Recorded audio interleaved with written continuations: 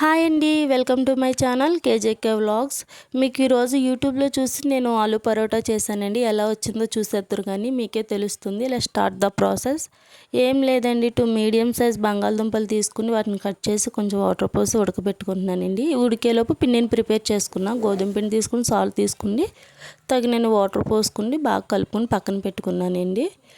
ఇంకా ప్లేట్లో onions, carrot, కొత్తిమీర కట్ చేశాను. బంగాళదుంపలు ఉడికిపోయినాయి. ఈ బంగాళదుంపలు చల్లార్చుకుని వీటన్నిటిని పొట్టు తీసేసి ఈ ఆనియన్స్, బంగాళదుంపలు ఇవన్నిటిని ఒక ప్లేట్లోకి తీసుకోవాలండి.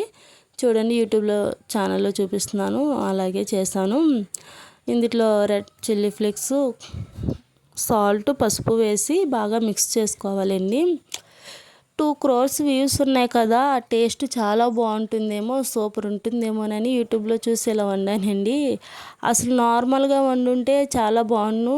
మనకు అదే బెటర్ అండి, ఈజీగా అయిపోతుంది. టేస్ట్ వైజ్ చాలా బెటర్ అండి. మీకే తెలుస్తుంది ఎందుకు ఇలా చెప్తున్నానో. చూడండి, ఈ కలిపిన బంగాళదుంప స్టఫ్ అంతా గోధుమ పిండిలో వేసి బాగా కలుపుకున్నానండి. చూడండి, ఏ కన్సిస్టెన్సీ వచ్చే వరకు కలుపుకోవాలో చూపిస్తాను మీకు. బాగా కలుపుకోవాలండి. బాగా కలపకపోతే కనుక దుద్దల కింద అయిపోతుంది. ఇది బాగా కలుపుకున్న తర్వాత ఈ కన్సిస్టెన్సీ వచ్చిందండి.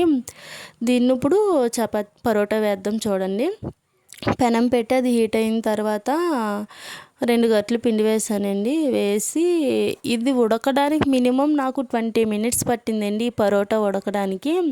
అదే నార్మల్ చపాతీ అంటే మనం చపాతీ చేసి లోపల స్టఫ్ పెట్టి చపాతీ చేసి వేస్తే మనకు 5 minutesలో కుక్ అయిపోతుంది. కాకపోతే ఇది కుక్ అవ్వడానికి నాకు 20 minutes పట్టింది.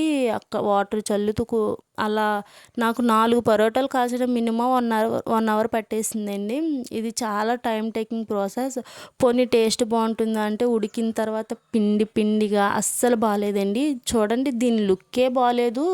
మీకు అస్సలు లుక్కే బాగాలేదు అనుకుంటే తినడానికి కూడా అస్సలు బాగాలేదండి.